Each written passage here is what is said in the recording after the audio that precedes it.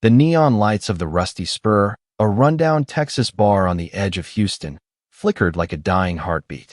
It was the kind of place men crawled into when they didn't want to be found, when they needed whiskey strong enough to burn away their regrets.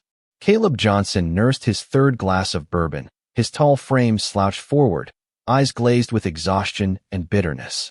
34 years old, a mechanic by trade, he looked like a man carved from steel but cracked by life. Just 2 months earlier, his fiancée had walked out after 5 years together, leaving behind nothing but a scribbled note. "You never made me feel alive." That line played in his head on repeat, louder than the jukebox that coughed out old country songs. He hated himself for still caring, but heartbreak has a way of lingering like smoke in your lungs. And then she walked in. The moment Raina stepped through the doorway, the entire bar seemed to hush, as if even the smoke wanted to watch her. She was striking, long dark hair cascading over her shoulders, lips painted blood red, eyes that carried both invitation and warning.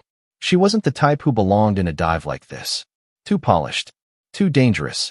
She caught Caleb staring. Instead of looking away, she smiled. A slow, deliberate smile that said she'd seen men like him 1,000 times before and knew exactly what he needed. She slid onto the stool beside him, her perfume cutting through the stale beer stench. "Looks like you're losing a fight with that bottle," she said, her voice smooth but edged with something darker. Caleb chuckled, though it came out rough. "Guess it's winning tonight." Her eyes scanned him like an X-ray, unafraid, unashamed. "You look like a man running from something." That hit him harder than the bourbon. He turned, surprised. "And what makes you say that?" "Because I've been running my whole life," she answered softly, before letting the words hang in the air like smoke. Then her lips curled again, playful this time. "Buy me a drink." For the first time in months, Caleb felt a jolt of energy, like someone had shocked his dead heart back to life. He ordered her a tequila. They clinked glasses. One drink became two. Two became laughter. Laughter became the kind of stolen glances that strip away caution. As the hours blurred, their conversation danced between jokes and hints of pain neither cared to fully explain. Caleb talked about engines and grease, about how cars made more sense than people. Raina leaned close, her voice almost a whisper, saying men always left once they got what they wanted. Caleb swore he wasn't like that. She smirked, as if she already knew he was lying, even if he believed it. By midnight, the crowd had thinned. The bartender wiped down tables, throwing impatient glances their way. Raina placed her hand on Caleb's thigh, her nails grazing denim, her gaze locking on his. "You want to get out of here?" she asked, her tone low, sultry. Caleb's throat tightened. For a brief second, doubt flickered. Something about her felt too perfect, too scripted. But loneliness has a way of silencing warning bells. He nodded. Outside, the Texas night air clung heavy and humid.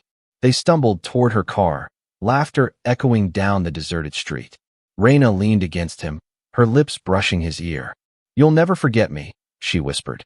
Caleb thought it was a promise. He didn't realize it was a curse. As they disappeared into the shadows, the bartender shook his head from behind the glass window. He'd seen men leave with strangers before, but something about this woman unsettled him. The way she smiled, not like a lover, but like a predator. He muttered to himself as he turned off the lights, "That guy's either the luckiest man alive tonight, or the dumbest." Caleb never heard the warning.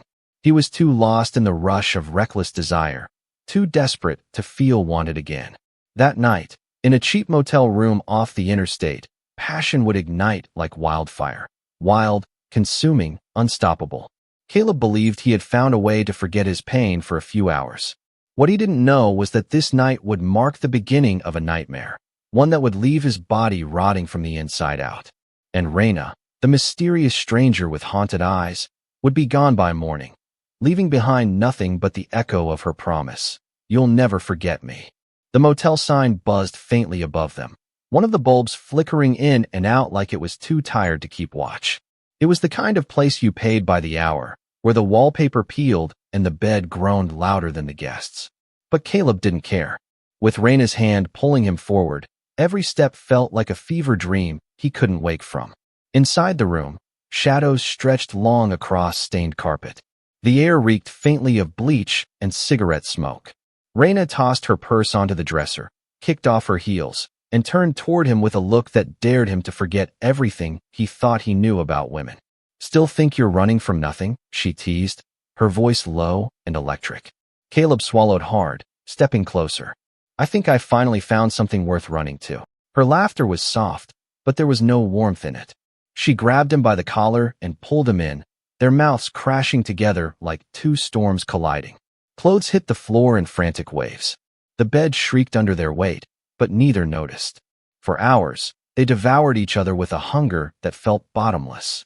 Caleb drowned himself in her touch, in her whispers, in the intoxicating illusion that maybe, just maybe, he was alive again.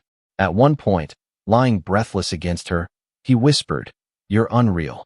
Raina brushed her lips against his ear. "You'll never forget me." The words slid over him like velvet, but beneath them was a chill he didn't recognize. The clock ticked past 2 a.m., then 3, then 4. Time lost its meaning. Outside, the world went quiet, but inside that room, the night roared on. Caleb had never felt so consumed, so reckless. Every kiss, every grasp felt like a promise of something bigger than the emptiness he'd been carrying. And yet, there were moments, flashes he couldn't quite explain. The way Raina's eyes would glaze over mid-embrace, like she was somewhere else entirely. The way her smile, beautiful as it was, never touched the sadness buried in her gaze. Once, when she thought he wasn't looking, her face hardened into something cold, almost vengeful. But when his eyes met hers again, the softness returned, and he told himself he was imagining things. Desperation has a way of rewriting reality. As dawn threatened on the horizon, Caleb collapsed against her, exhausted but euphoric. His chest heaved, slick with sweat, his body trembling from the sheer intensity of it all. "I don't even know your last name," he admitted with a laugh, his voice hoarse. Raina lay still, her eyes fixed on the cracked ceiling. "Names don't matter," she murmured. "That's not true," Caleb replied, turning to her. "I want to know who you are." She turned her head slowly, her expression unreadable. Then she leaned in, kissed him softly, and whispered, "I'm the one you'll remember when everyone else forgets." The words sent a strange shiver through him, but he silenced it with another kiss, choosing passion over doubt. He didn't want to think. He didn't want to question. He just wanted to feel. When sleep finally claimed him, the sun was already bleeding pale light through the curtains. He drifted off to the sound of her steady breathing beside him, believing, foolishly, that he'd stumbled into a miracle after months of emptiness. But when Caleb opened his eyes again, the room was silent. The other side of the bed was empty. The sheets were cold. Her perfume lingered faintly in the air, cruel proof that she had been real. On the nightstand sat an empty glass of water and a lipstick-stained napkin folded neatly in half. He reached for it, expecting a number, a name, something. But when he opened it, the napkin was blank. A hollow laugh escaped him. "Figures," he muttered, rubbing his temples. Still, he couldn't help smiling. She was gone, but the memory of the night lingered like fire under his skin. For the first time in months, he didn't feel invisible. He felt desired, wanted, alive. He showered quickly, humming to himself, and dressed. But halfway through lacing his boots, a dull ache spread low in his stomach. He frowned, pressing a hand against his side. Maybe it was the whiskey. Maybe it was nothing. But by the time he stood to leave, the ache had sharpened. A burning sensation crawled down into him, one that made him wince. He brushed it off, telling himself he was just hungover, that his body was punishing him for too much bourbon and too little sleep.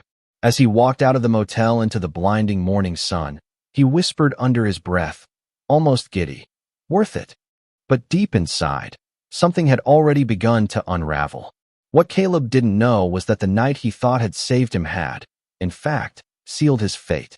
Caleb woke to the thin glare of Texas sunlight forcing its way through the cheap motel curtains.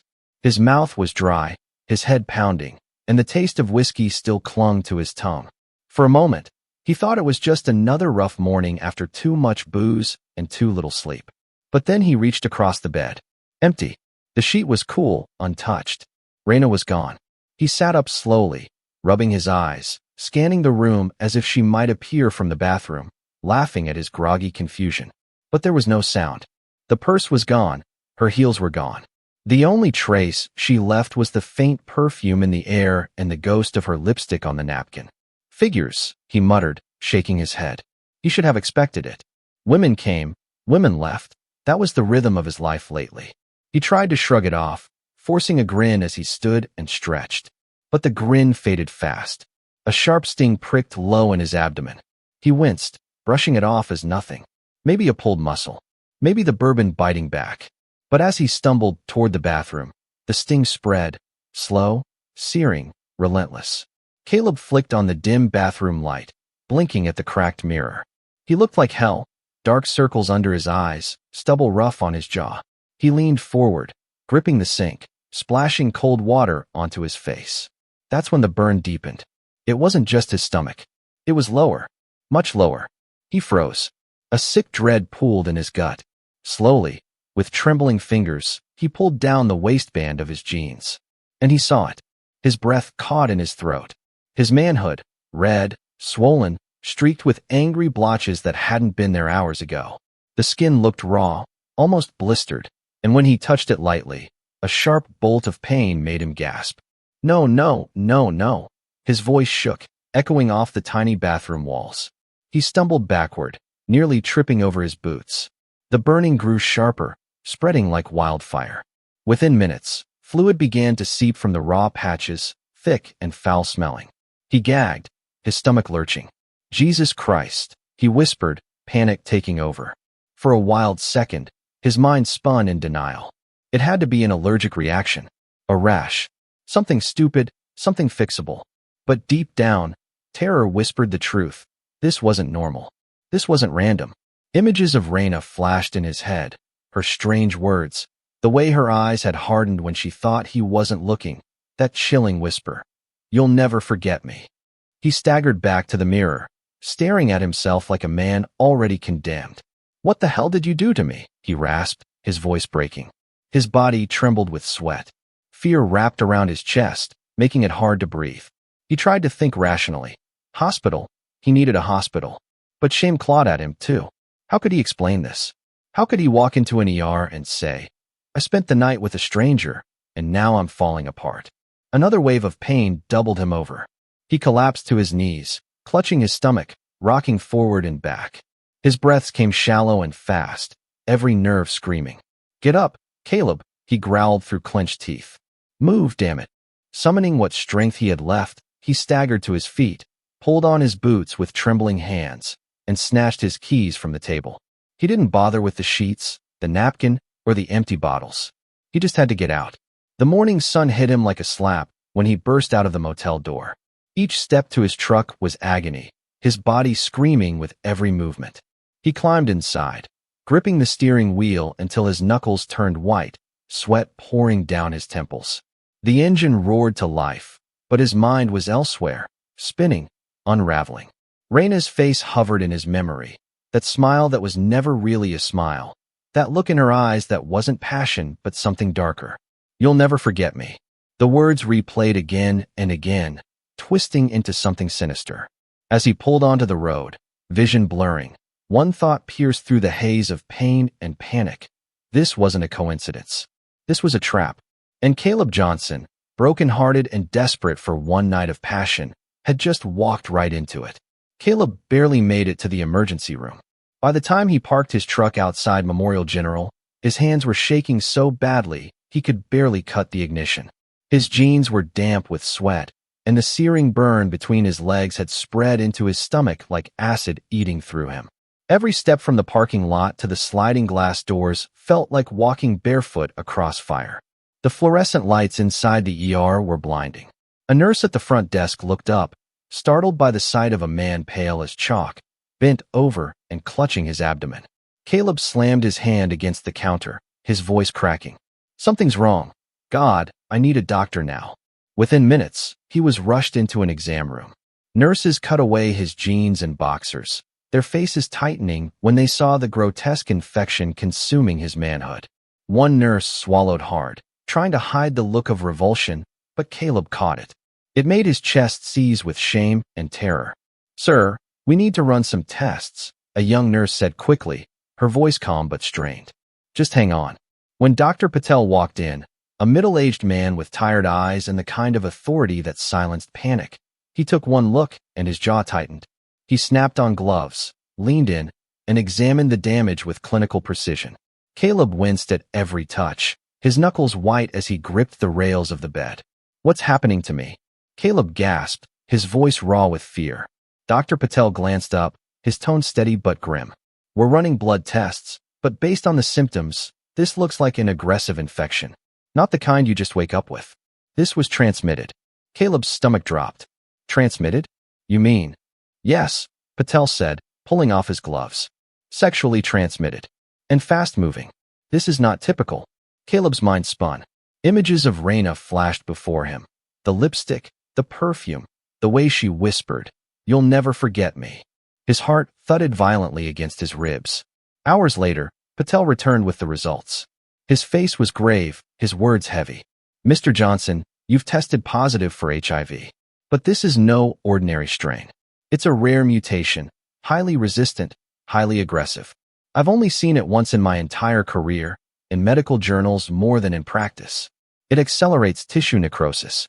That's why." He hesitated, searching for words that wouldn't crush the man lying before him. "Why your condition is deteriorating so rapidly." Caleb's world collapsed in that instant. He shook his head violently. No, that's impossible. It's been one night, one damn night. That's not how it works." Patel's eyes softened, but his voice remained firm. "Someone gave this to you deliberately. This wasn't chance." Caleb covered his face with both hands, his body racked with sobs that shook the bed. Rage and despair tangled together until his words came out in a broken whisper. "She did this. She knew." Patel motioned to a nurse. "Get the police liaison. We need to treat this as a criminal case." Minutes later, Detective Marcus Hill walked in, a tall African-American man in his 50s, his salt and pepper hair cropped close, his suit rumpled from too many long nights. He pulled up a chair beside Caleb's bed, his presence steady, unflinching. "Mr. Johnson," Hill said, his voice calm but commanding. "I'm Detective Hill. I understand something happened last night. I need you to tell me everything." Caleb's eyes burned as he stared at the ceiling. He struggled to speak, every word scraping his throat. "Her name was Raina. At least, that's all I got. Met her at the Rusty Spur. We spent the night together." His voice cracked. "This morning I woke up and she was gone. And now this." Hill studied him carefully, jotting notes. "What did she look like?" Caleb described her in painstaking detail. The dark hair, the red lips, the haunting eyes. Every word felt like carving his own tombstone. "Anything she said that stood out?" Hill pressed. Caleb swallowed hard. "Yeah," she kept saying. "I'd never forget her." His hands trembled. "She meant it. She damn well meant it." Hill leaned back, his expression hardening. He'd seen cruel crimes before, but this was something darker, calculated. A weaponized disease. "Listen, Caleb," he said firmly. "We're going to find her. You're not the first victim. I can promise you that." The words hung in the sterile air, both a promise and a warning. Caleb turned his head toward the wall, tears streaking his face. "What if I don't make it?" he whispered. Hill's eyes softened, but he didn't flinch. "Then we make sure she never does this to another man again." The next afternoon, as rain pelted the hospital windows, the detectives brought Raina into the ward under heavy guard. Caleb, pale and trembling, struggled to lift his head when the door opened. His eyes widened as he saw her, calm, cuffed, but smiling faintly as if none of it mattered. "You," Caleb rasped, his voice raw with fury and pain. "What the hell did you do to me?" Raina tilted her head, studying him like a specimen in a jar. "I told you," she whispered, her voice almost tender. "You'd never forget me." Caleb's chest heaved. "You kill me for nothing. I never hurt you." She leaned closer, the guards tightening their grip on her arms. Her eyes glimmered, not with pity, but with something darker. "Not for nothing. For every man who thought they could take what they wanted and leave me empty. You just happened to be in the way." Caleb tried to rise, rage burning through his weakness, but his body collapsed back into the bed. "You're a monster," he spat. Raina's smile never faltered. "No, monsters are born. I was made." Detective Hill signaled for the guards to remove her. As they dragged her out, Raina turned her head just enough to let her words linger in the sterile air. "He'll remember me until his last breath." Caleb's mother buried her face in her hands, sobbing. Caleb lay trembling, staring at the door long after it closed, his whisper breaking into the silence. God help me. She's already won. Outside the room, Hill pulled Patel aside. How bad is it? Patel sighed heavily. He may not have more than a few days. The strain is merciless. We can manage the pain, but a cure? There isn't one.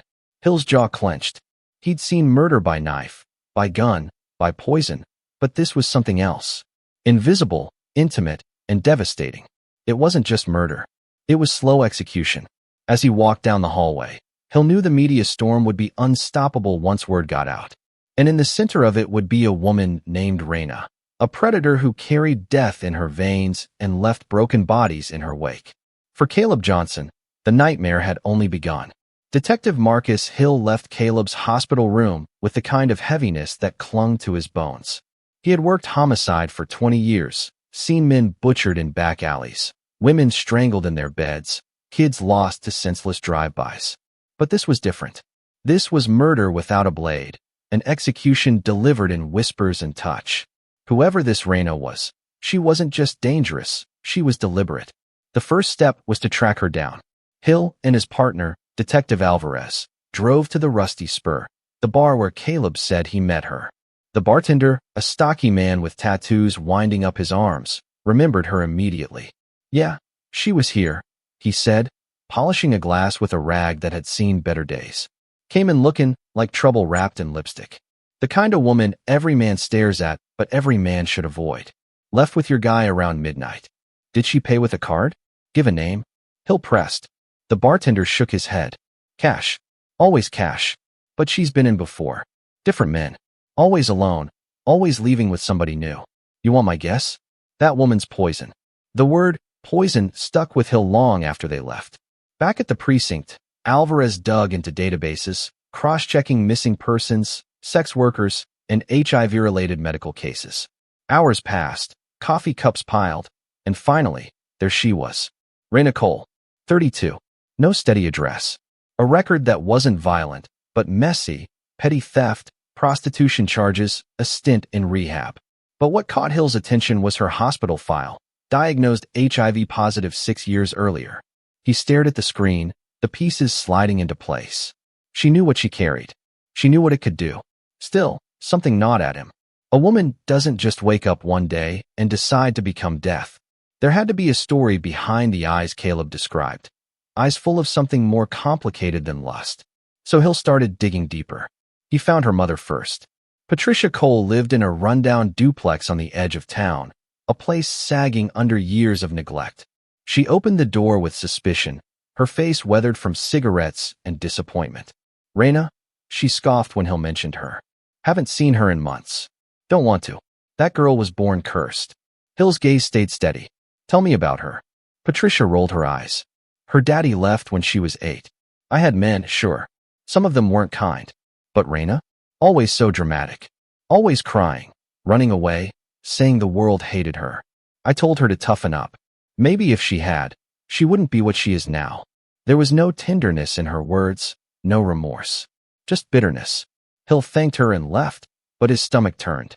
Kids raised without love often grew into adults who carried knives in their hearts. Next, he tracked down an old friend, Jasmine, a woman Raina had known in high school. Jasmine worked at a diner now, her hands busy pouring coffee as she talked. Raina was beautiful even back then, Jasmine said, her voice soft. All the boys wanted her. But you know what they really did? They used her. Chewed her up, spit her out. She fell in love once, with this older guy. Thought he was her escape. He gave her HIV. She was 17. Hill's jaw tightened. 17. Yeah. And when she found out, he ghosted. Vanished. She tried to tell people. Nobody cared. The whispers started instead. Slut. Trash. She carried that shame like a scar. I think it broke her. Jasmine's eyes dropped to the coffee pot. When I saw her years later, she wasn't the same girl. She smiled, sure, but it was a cold smile. Like she knew she was carrying a weapon nobody could see. Hill left the diner with a knot in his chest. Victim and villain, woven into one. The deeper he went, the clearer the picture became. Raina had drifted from city to city, leaving behind a trail of men who fell mysteriously ill, infections that baffled doctors. No one had ever tied the pieces together. Until Caleb. Meanwhile, Caleb's condition worsened. Patel kept him sedated, but the infection was merciless. Hill visited once more, standing by the bed as Caleb's mother wept quietly beside him. Caleb's skin was pale, his breath shallow, his body already giving up the fight. Hill leaned close, speaking low, almost like a prayer. "We're coming for her, Caleb. I swear it." Back at the precinct, Alvarez dug up something that made Hill stop cold. An old arrest record, Reyna, picked up for solicitation 3 years ago. During booking, she'd said something that the officer had written down in the report. "Men take what they want. So I give them something back. They remember me." The words were a mirror of what she'd whispered to Caleb. A signature. That night, Hill sat in his office, staring at the board he'd pinned with photos and notes. Reyna's face stared back at him, haunting, beautiful, broken. He thought of Patricia's bitterness, Jasmine's sorrow, the predator the bartender had warned about. It wasn't simple. Nothing about her was simple. She was a girl abandoned, a teenager betrayed, a woman turned into a weapon. But sympathy didn't erase the trail of bodies. Whatever pain she carried, she had chosen to pass it on, one man at a time. As the clock ticked past midnight, Hill whispered to the empty room. "What made you this way, Reyna? And how many more before you stop?" Outside, the city slept restlessly. Somewhere in its shadows, Reyna was alive, smiling that cold smile, carrying her vengeance in her veins. And Caleb Johnson, fading in a hospital bed, was not her first victim. He wouldn't be her last, unless Hill caught her first. By the time the sun rose over Houston the next morning, the story was already out.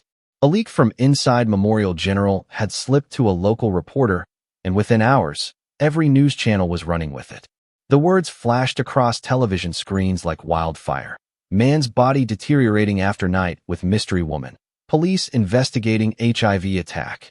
The headlines were sensational, the kind of thing that made viewers freeze mid-sip of their coffee.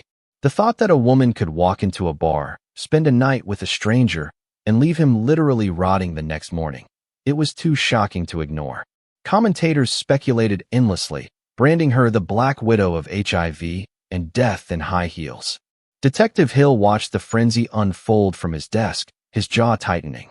He knew the media storm was both a curse and a tool. Public attention meant pressure on the department, but it also meant Reyna couldn't stay invisible. Her face, if they could get it, would be everywhere. Caleb, meanwhile, was slipping fast. His body couldn't fight what was happening. The infection spread like wildfire, consuming him from the inside out. His mother never left his side, holding his hand even as he drifted in and out of lucidity. Sometimes he begged for water, sometimes he called for Reyna, his voice cracking in confusion and rage. One night, as rain battered the hospital windows, Detective Hill sat in the room with him. Caleb stirred, his eyes fluttering open, filled with tears and pain. "She knew," he whispered. "She knew what she was doing." Hill leaned closer. "I know, son. And we're going to find her." Caleb shook his head weakly. "Doesn't matter. It's too late for me." His voice broke, the words spilling out like confession. "All I wanted was to feel alive again. Just one night. I didn't know it would cost me everything." Hill swallowed hard. There was nothing he could say to soften that truth. Outside the hospital, protesters began to gather. Some carried signs that read, "Justice for Caleb," while others held ones that said, "Reyna was a victim too." The city itself seemed torn in half. Was she a monster, or was she someone broken who had turned her pain outward? Talk radio hosts debated it. Church pastors preached about sin and consequence. And on social media, strangers screamed at each other over whether she deserved pity or the death penalty. The frenzy only fueled Hill's urgency. Every hour that passed was another chance for Reyna to vanish deeper into the shadows. Or worse, to find another victim. Leads trickled in. A cab driver remembered dropping her off near a bus station. A hotel clerk swore she'd checked in under a false name weeks before. But Reyna moved like smoke, never leaving enough to grab onto. Alvarez slammed his fist on the desk after another dead end. "She's too good at this. She knows how to disappear." Hill remained calm, though his eyes betrayed the exhaustion. Nobody disappears forever. Everyone leaves a footprint. That footprint came unexpectedly, through a medical record. An infectious disease specialist from Dallas called Patel after hearing about the case on TV. He had treated a patient 3 years ago with the same rare strain of HIV. The patient had survived longer than Caleb, but eventually succumbed. When Patel pressed for details, the doctor admitted the man had also mentioned a woman named Raina. The pattern was undeniable now. This wasn't one tragic accident. This was a string of deaths scattered across Texas and beyond, all tied to one woman who carried her vengeance in her veins. Hill called a press conference, standing at the podium with cameras flashing and microphones thrust toward him. He released Raina's name, her photo, and her description to the public. This woman is wanted in connection with multiple cases involving deliberate HIV transmission, Hill said firmly. If you see her, do not approach. Call law enforcement immediately. She is considered extremely dangerous. The photo of Raina, haunting eyes, sharp cheekbones, lips pressed in a faint smile, was plastered across every TV screen, every phone, every front page. Somewhere in the city, Raina was watching. And as the cameras captured Hill's stern warning, she leaned back in a chair, a cigarette smoldering between her fingers, and smirked. They finally remember me, she whispered to herself. Back at the hospital, Caleb's mother wept quietly by her son's bedside as the monitors beeped slower, weaker. Outside, reporters camped at the entrance, waiting for news of his fate. The case had become more than an investigation. It was a spectacle, a tragedy, a war of narratives, between those who saw a young man destroyed by a monster and those who saw a broken woman lashing out at a world that had first destroyed her. For Detective Hill, it was simpler. Every hour mattered. Every lead mattered. Because until Raina was in custody, no man in the city was safe. And as Caleb drifted closer to death, Hill swore to himself he would not let her slip away. Not this time. Not ever. The arrest came 2 weeks later. It was a humid night on the south side of Houston when a tip led detectives to a dingy motel off Highway 59. Room 212. Hill and Alvarez moved in with a SWAT team, hearts pounding, flashlights cutting through the dark. They found her sitting on the edge of the bed, cigarette between her fingers, calm as if she had been expecting them all along. Raina Cole, Hill barked, his gun leveled. On your feet. Hands where I can see them. She didn't flinch. She just looked up at him with that same cold smile, exhaling a plume of smoke. Took you long enough. They cuffed her, read her rights, and hauled her into the flashing storm of cameras that had gathered outside. Reporters shouted questions. Microphones jutted forward, but Raina only smirked, her eyes glittering under the harsh lights.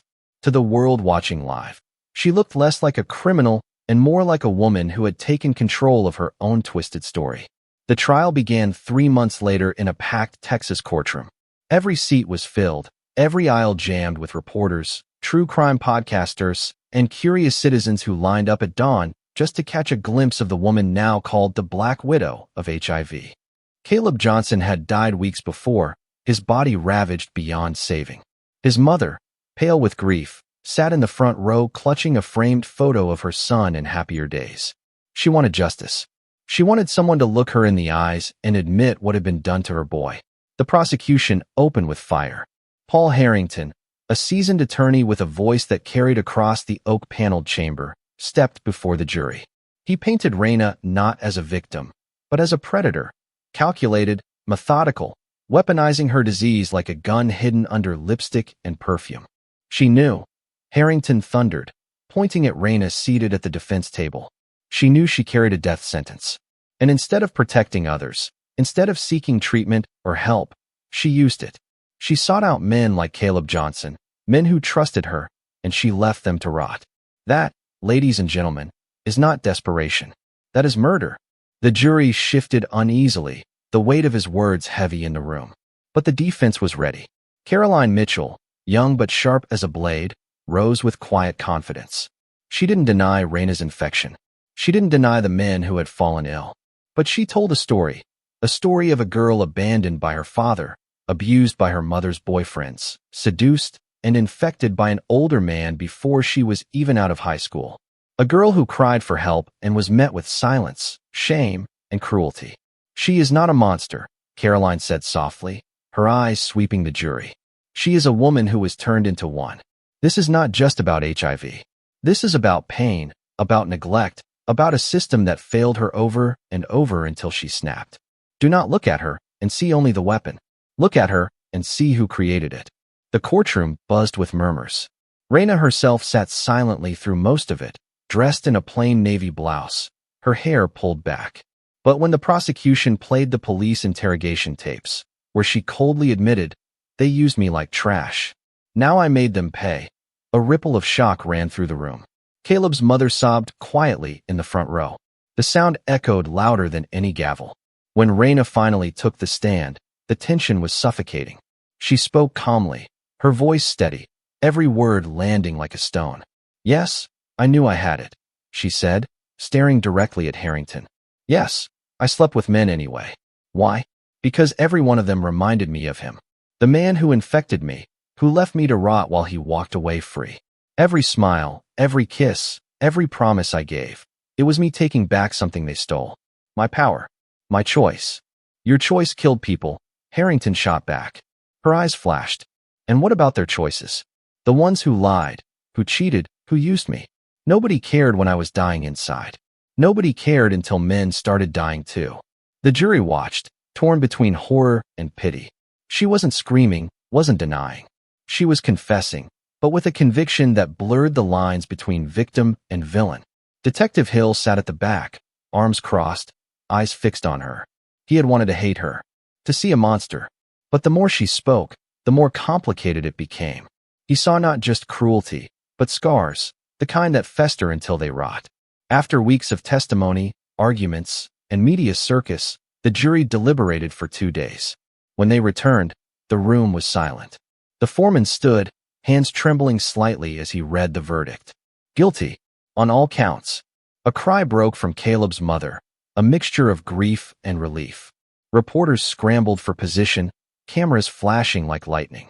The judge's voice cut through the storm. "For the deliberate transmission of a deadly disease resulting in multiple deaths, this court sentences you, Raina Cole, to life in prison without the possibility of parole." Raina did not cry. She did not beg. She stood slowly, turning to the cameras, and offered the same cold smile she had worn the night of her arrest. "They'll never forget me," she whispered, just loud enough for the microphones to catch. And in that moment, she was right. The trial left the nation divided. Some called her pure evil, a murderer in high heels. Others called her a tragic product of abuse and abandonment, a woman who lashed out because the world had lashed at her first. True crime shows dissected her every word. Podcasts debated whether justice had truly been served, and her face became a symbol on both sides of a bitter cultural debate. But for Caleb's mother, none of it mattered.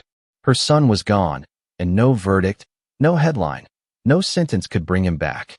She left the courtroom clutching his photo, tears streaming down her face, whispering a prayer into the Texas wind. Detective Hill watched her go, his own chest heavy. He had solved the case, yes. He had put the Black Widow behind bars. But he knew the truth. Justice never feels like victory when it comes too late. Hill sat in his car that night with the engine off, the city lights flickering outside his windshield. He thought about all the faces he had seen over the years, victims, killers, grieving families. They blurred together in his memory, but Caleb's mother's face refused to leave him. He wondered how many more mothers he would watch bury their children, how many more times he would stand in courtrooms where the truth was never simple, never clean. He clenched the steering wheel until his knuckles turned white, whispering to himself, "We don't stop monsters. We just cage them after they've already fed." And somewhere in the darkness of her prison cell, Raina sat with her back against the wall, staring at the ceiling, smiling faintly. Not because she was free, but because, even caged, her story had already escaped. She had wanted the world to remember her. And now, they always would. The verdict was final, but for the people left behind, closure never came. 3 days after Raina was let out of the courtroom in chains, Caleb Johnson was buried under a gray Texas sky. The funeral was small. Family, a few co-workers from the garage, and the detectives who had carried his case to the end. The church pews were filled with the sound of muffled sobs and the sharp clink of rosary beads. Her hands trembled as she gripped the sides of the pew, memories flooding back with every word spoken about her son. She remembered Caleb at 6 years old, running through the yard with a toy truck, his laugh high and bright. She remembered the nights he stayed late in the garage, covered in grease, determined to make her old car run just a little longer so she didn't have to spend money she didn't have. He had been rough around the edges, yes, but he had always been kind. And now, staring at his coffin, she couldn't help but wonder if kindness was a weakness the world punished instead of rewarded. Caleb's mother stood at the podium, her hands trembling as she spoke through tears. "My boy was not perfect," she said, her voice cracking. "But he had a good heart. He trusted too much. He wanted to feel alive, and he paid the price with his life. And I will never stop asking why the world let a woman like that fall so far that she took him with her." Detective Hill sat in the back, his hat clutched in his lap. He'd been to more funerals than he could count, but this one burned deep. Not just because of the horror of Caleb's death, but because of the complexity behind it. There were no clean answers, no simple villains. Just wounds upon wounds that bled into tragedy. After the funeral, the cameras swarmed again. Some reporters asked about Caleb, but most asked about Raina. What she wore in court, what she whispered to the cameras, how she looked when the sentence was read. Even in death, Caleb seemed to fade into the background of her shadow.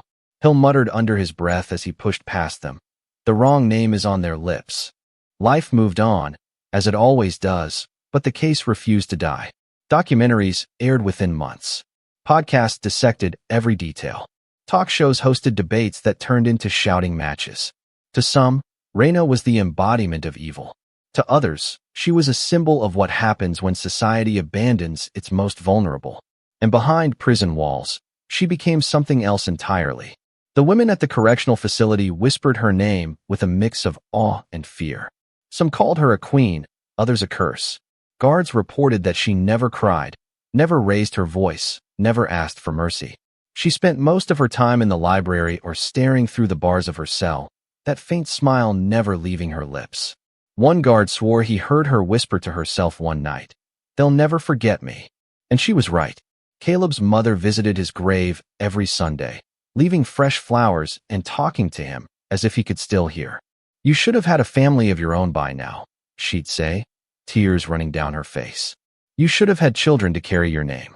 Instead, all you have is this stone." She never mentioned Raina by name, as if refusing to give her more power than she'd already taken. For Detective Hill, the case lingered like smoke in his lungs. He replayed it in his mind, over and over. The bar, the motel, the hospital, the courtroom. Sometimes he thought of Raina as a murderer.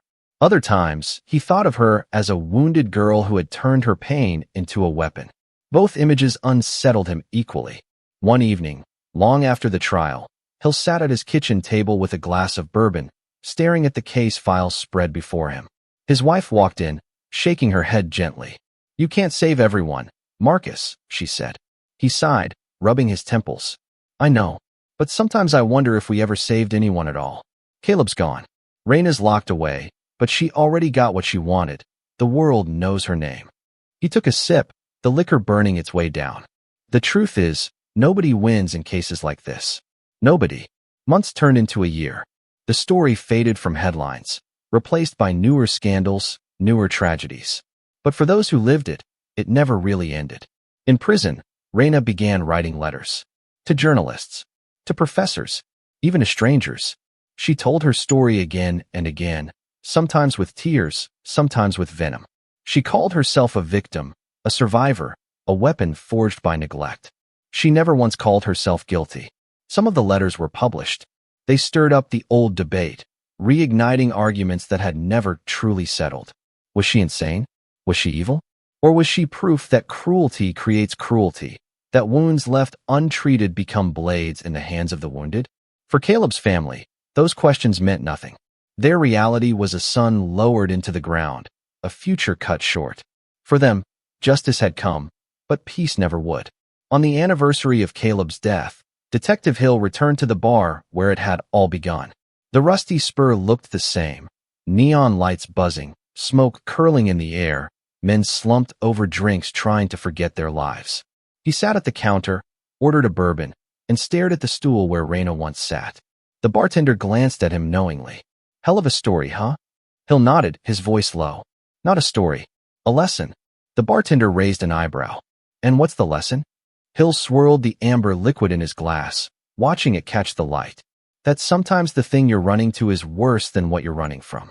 And sometimes the people we call victims become the very monsters we fear. He finished his drink, left a few bills on the counter, and walked out into the Texas night. The case was closed, but the echoes of it remained. Whispers in bars, arguments on talk shows, scars in the hearts of everyone it touched. And for the rest of his life, Detective Marcus Hill knew one thing for certain.